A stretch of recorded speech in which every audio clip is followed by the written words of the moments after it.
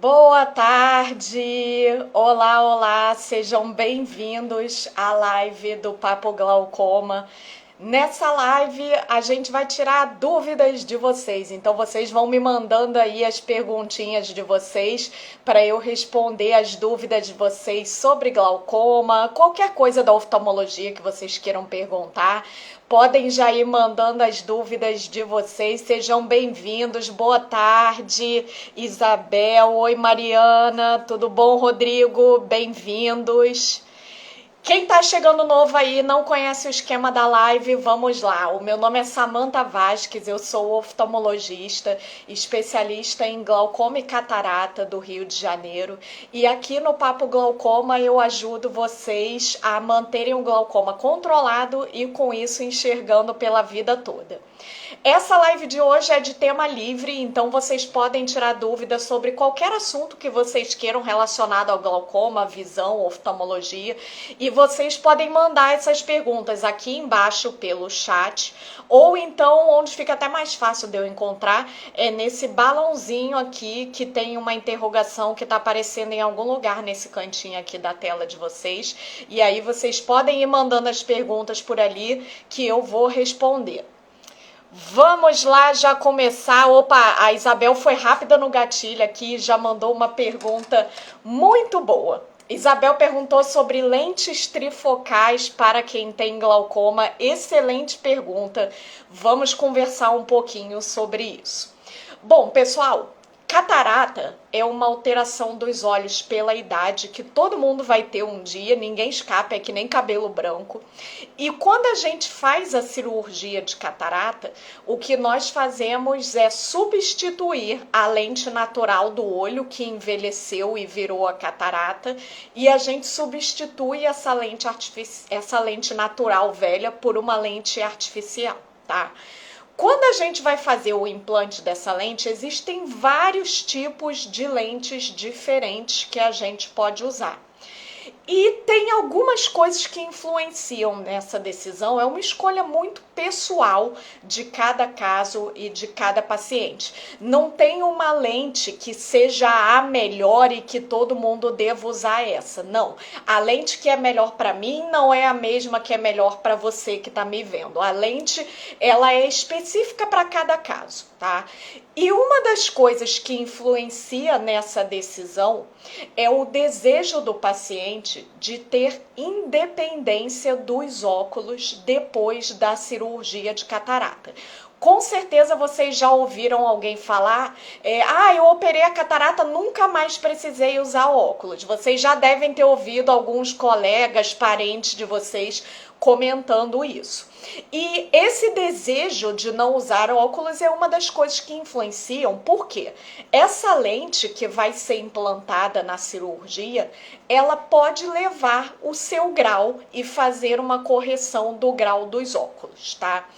Acontece que o grau de longe é relativamente tranquilo de se corrigir.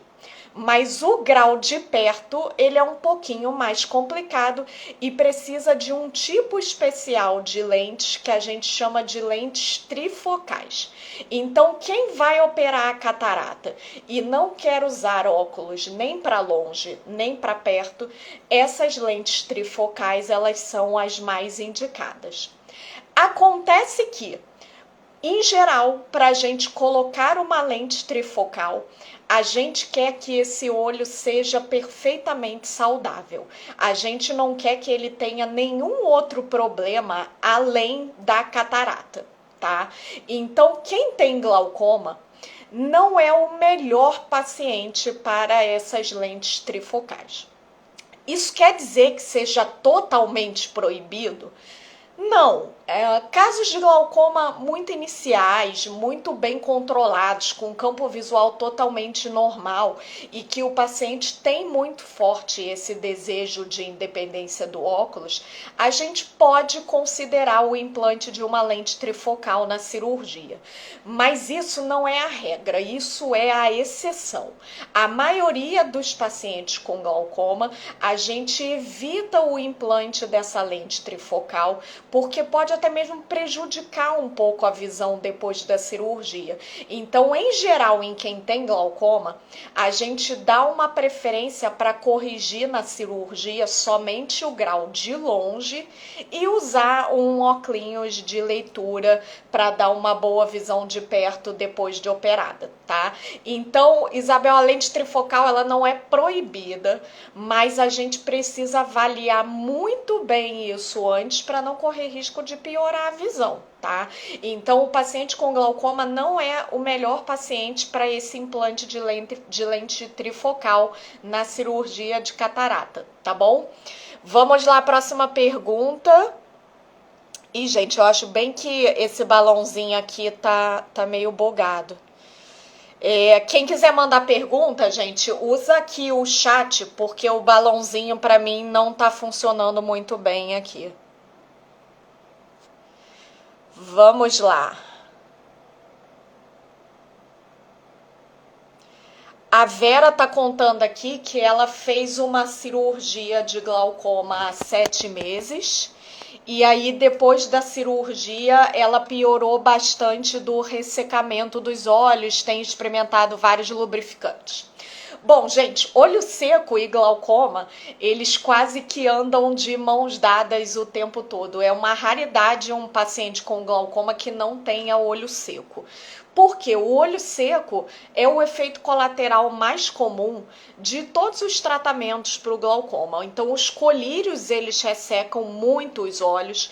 Quando a gente faz um tratamento, como uma cirurgia em que a gente consegue tirar os colírios do glaucoma, esse ressecamento, ele tende a diminuir no longo prazo. Então, quando a gente opera o glaucoma e consegue ficar sem colírio, o ressecamento tende a melhorar bastante.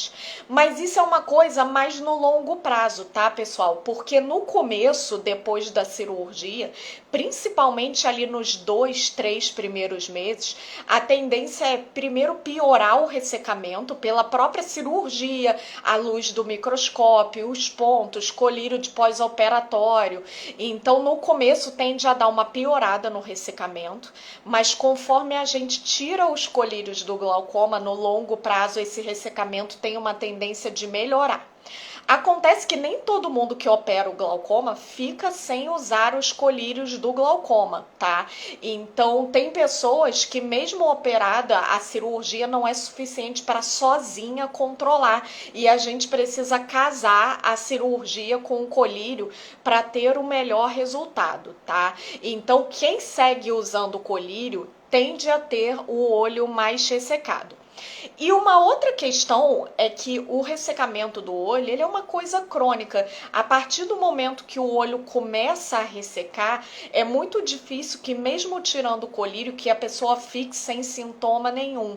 Geralmente dá um alívio, mas o olho continua tendo uma tendência a ser um pouco mais ressecado, mesmo depois que a gente tira o colírio, tá bom? Quem tá chegando agora, bem-vinda, Rosa, Reuriane. Quanto tempo, hein, Reuriane? Apareceu, hein?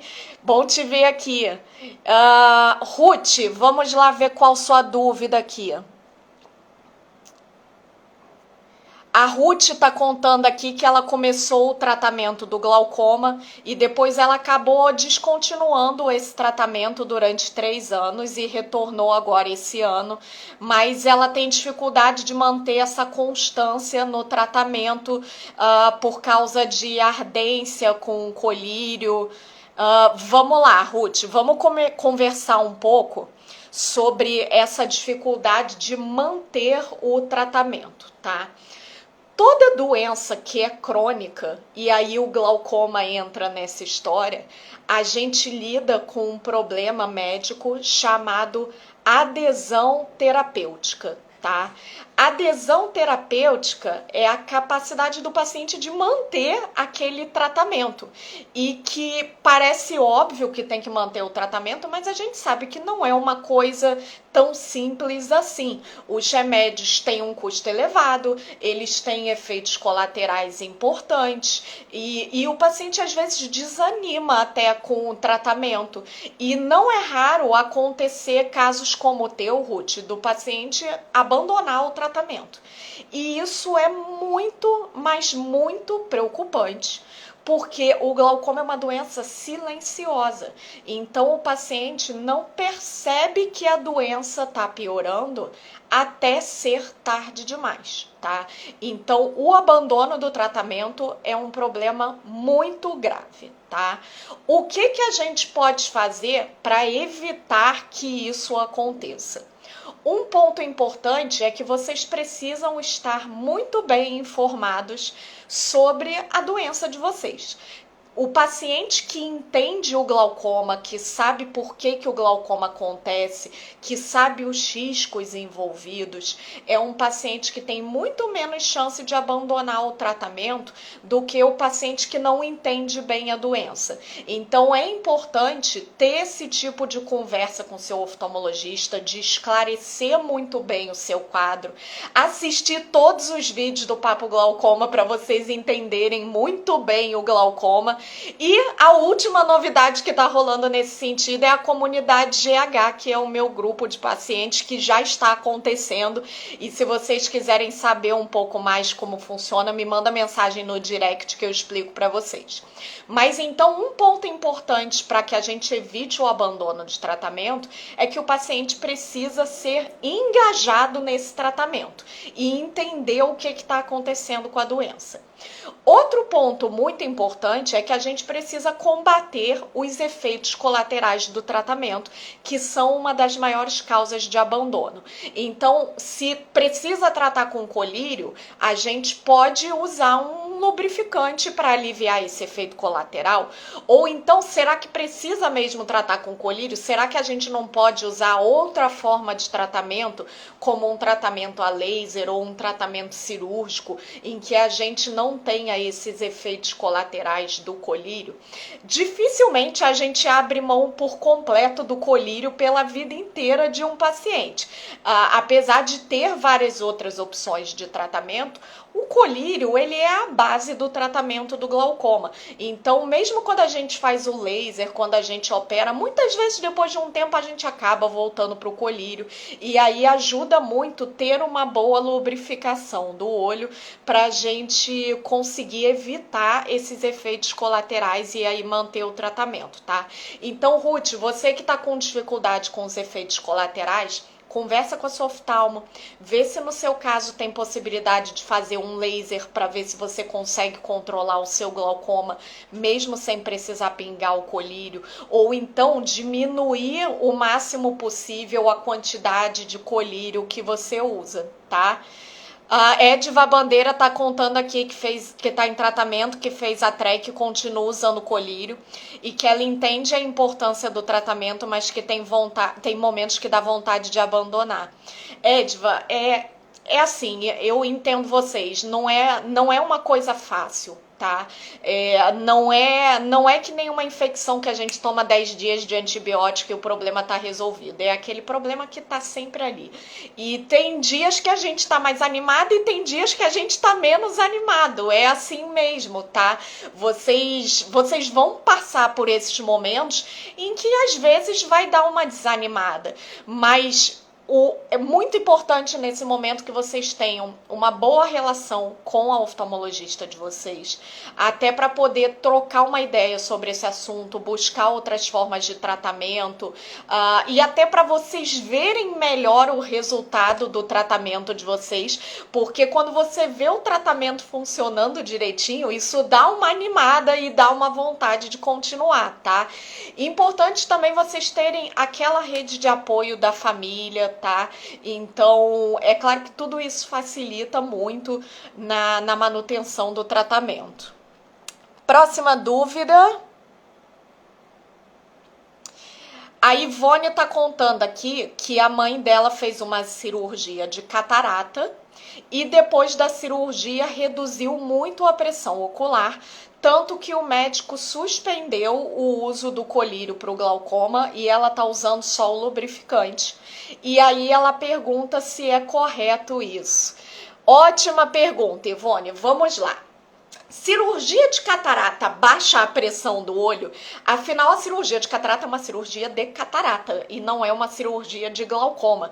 Então, como que funciona isso? Como é que não operou o glaucoma, operou só a catarata e tirou o colírio? Vamos entender, tá? Toda vez que a gente faz uma cirurgia de catarata, a gente tende a ter, depois da cirurgia, uma melhor circulação do humor aquoso, do líquido que preenche o olho por dentro. E a pressão ocular, ela reduz sim com bastante frequência depois da cirurgia de catarata em quem tem glaucoma. Acontece que para algumas pessoas esse benefício ele é muito pequeno, a pressão baixa muito pouquinho e dura muito pouco tempo essa redução. Quem são essas pessoas? As pessoas que têm glaucoma de ângulo aberto. Quem tem glaucoma de ângulo aberto baixa muito pouquinho com a cirurgia de catarata e dura pouco tempo.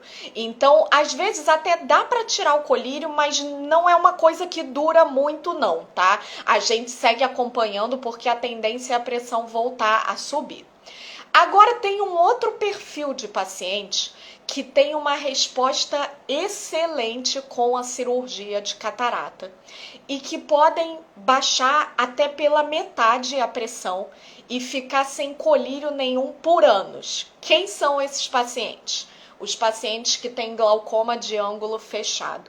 Então, quem tem glaucoma de ângulo fechado, principalmente se está em estágio inicial, a cirurgia de catarata é um dos melhores tratamentos que existem para o glaucoma de ângulo fechado. Então, tem pacientes que a pressão cai pela metade e que diminuem, às vezes, de 2, 3 colírios, para muitas vezes não usar colírio nenhum depois da cirurgia de catarata. O resultado é excelente, tá?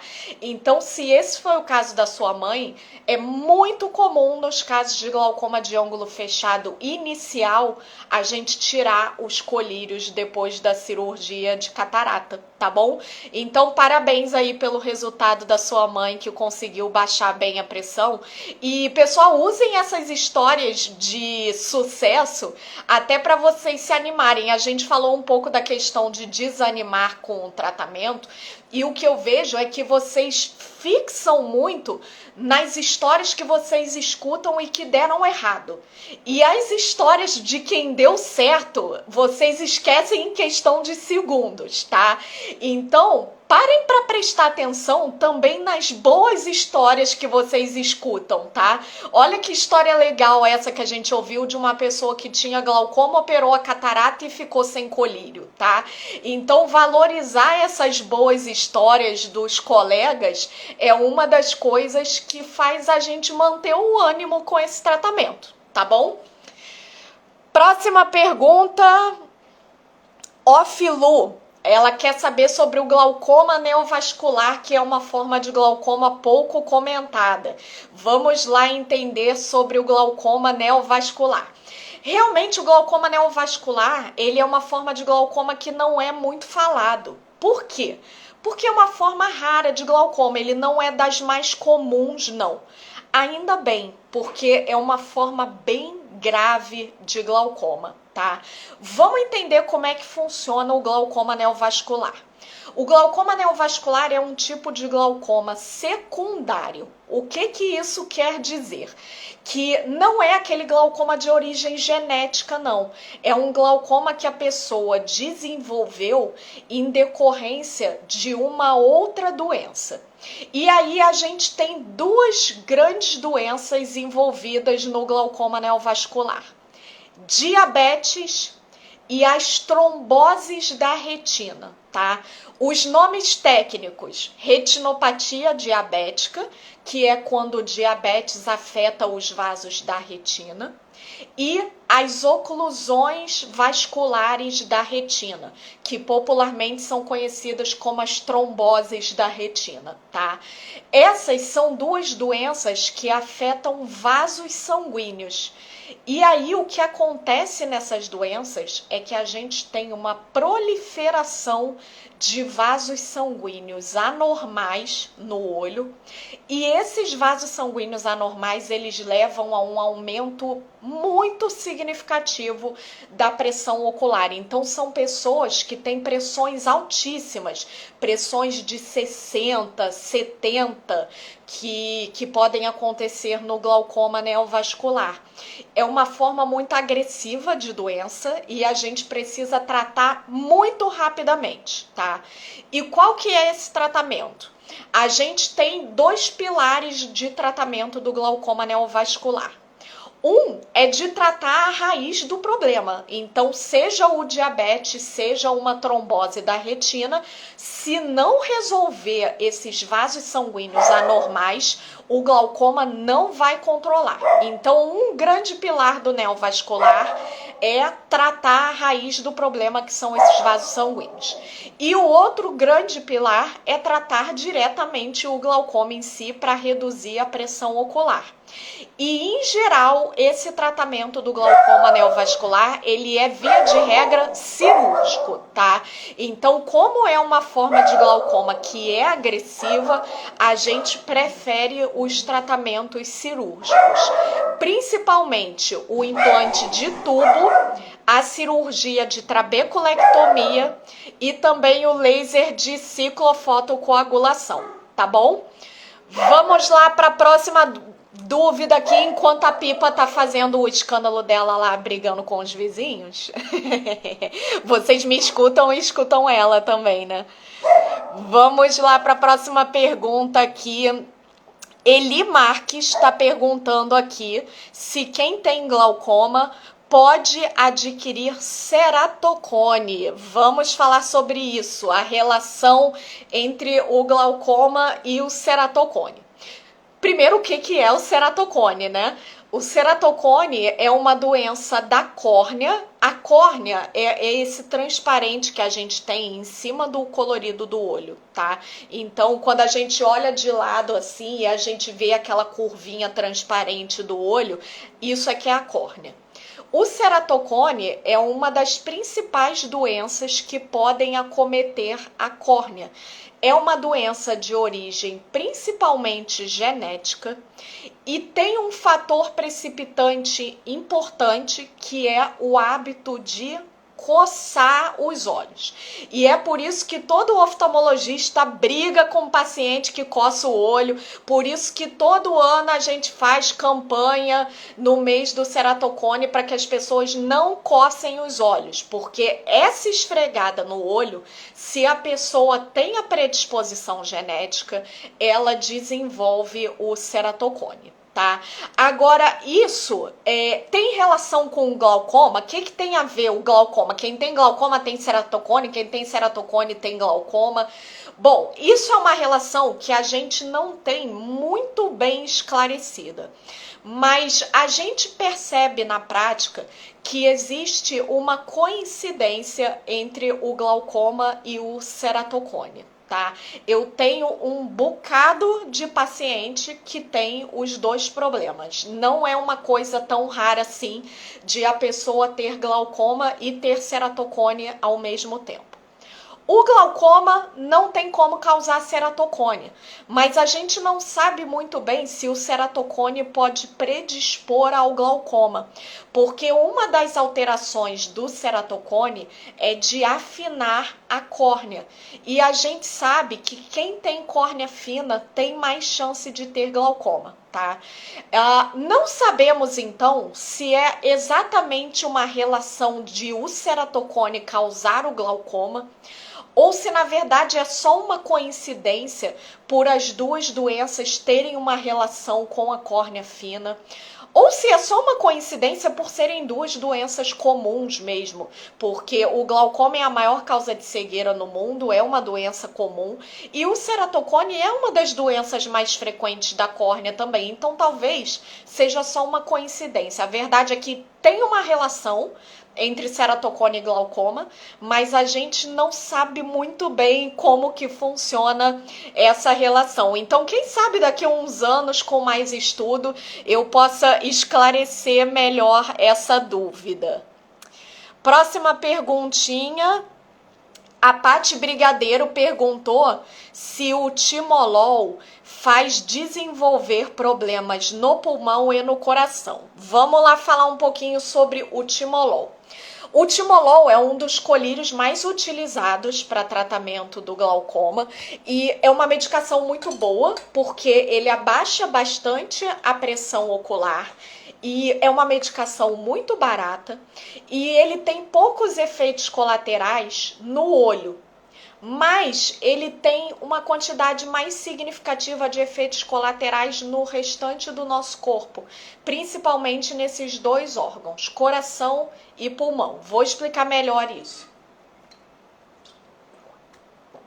Normalmente, não é comum, na verdade é extremamente raro, que uma pessoa que seja saudável e use o timolol, que ela adquira um problema cardíaco ou um problema pulmonar. Não dá para botar toda a culpa no pobre do timolol, não.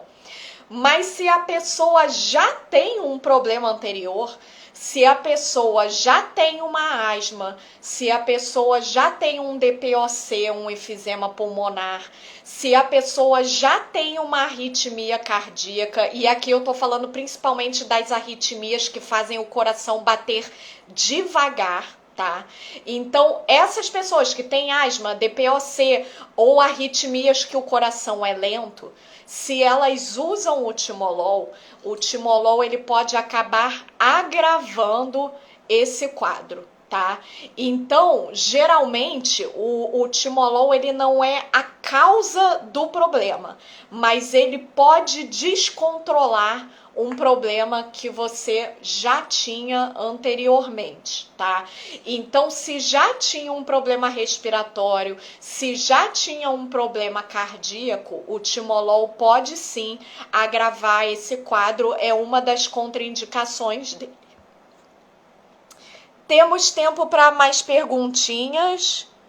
Vamos ver aqui. Quem chegou agora perto do final, gente, não se preocupem não, que amanhã a gravação fica no YouTube para vocês assistirem, tá? Então, igual o Schmitz falou aqui que vai ver o começo da live amanhã, quem tá chegando por agora seja bem-vindo, mas se quiser assistir o começo da live, aí é só ir amanhã lá no YouTube, que 10 horas da manhã vai estar lá para vocês assistirem, tá? A Mariana Ferreira, eu voltei aqui para caçar as perguntas que eu perdi do começo aqui, achei a pergunta da Mariana Ferreira. Ela me pergunta aqui se o glaucoma é uma doença comum, se muita gente tem. Qual é a possibilidade de cegueira em um glaucoma inicial, fazendo o tratamento correto e com o campo visual preservado? Muito boa sua pergunta, vou dividir em duas partes, tá, Mariana? Vamos falar primeiro sobre essa questão de o glaucoma ser ou não ser uma doença comum. Pessoal, o glaucoma é uma das doenças mais comuns no consultório do oftalmologista, tá? Então, sim, é uma doença comum. No Brasil, a gente tem 1 milhão de brasileiros afetados pelo glaucoma. É claro que isso é uma estimativa, né? A gente não tem como saber exatamente, até porque muitas pessoas nem sabem que tem a doença. Mas 1 milhão de brasileiros com glaucoma é muita gente, tá? Aliás, falando nisso, só tem 36 mil inscritos lá no meu YouTube pegando informação sobre a doença. Então, olha só quanta gente que falta. Quando vocês conhecerem alguém que tem glaucoma, já avisa para vir aqui no Instagram e no YouTube do Papo Glaucoma para entender melhor a doença, tá? Bom, então, cerca de 1 milhão de brasileiros têm glaucoma. Para nós oftalmologistas, é uma doença presente diariamente no consultório de todo oftalmologista. Eu só atendo paciente com glaucoma, mas mesmo os oftalmologistas que não são especialistas em glaucoma, eles lidam diariamente com pacientes com glaucoma. Então, sim, é uma doença comum, das mais comuns na oftalmologia, tá? E muita gente fica cega pelo glaucoma Quando a gente vai olhar as estatísticas de cegueira, elas não são boas, tá? A gente tem uma média de em torno de 10% dos pacientes com glaucoma perdendo a visão em algum momento ao longo da vida. E isso é muito alto, principalmente levando em conta que tem um monte de tratamentos diferentes para o glaucoma, tá? Então, se tem tanto tratamento, por que as pessoas ficam cegas pelo glaucoma?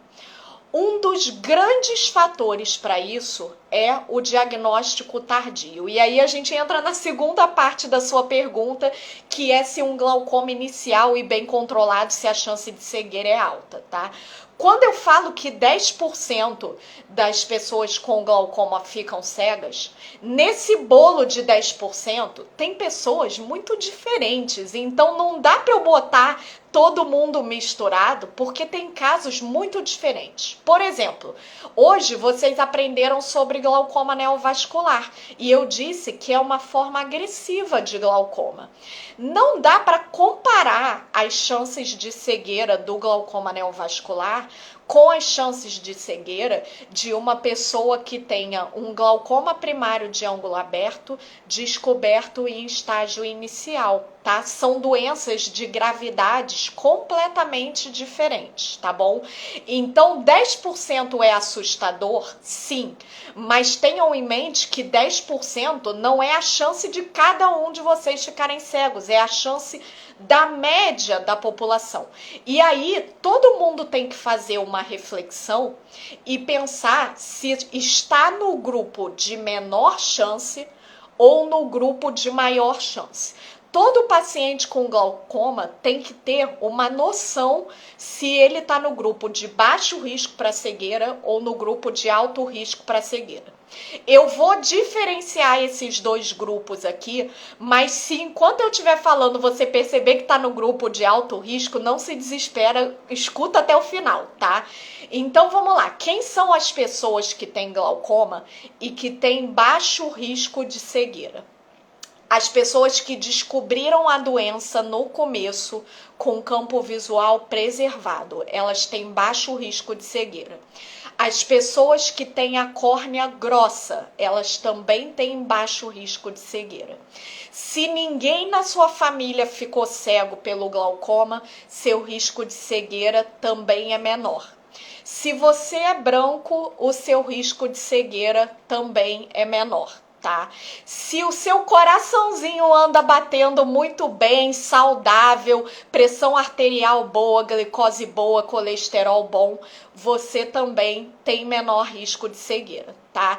Então, pessoas com menor risco de cegueira descobriram a doença no começo, são brancas, tem a parte cardíaca muito bem controlada, a córnea grossa, tá? Tudo isso são fatores de proteção.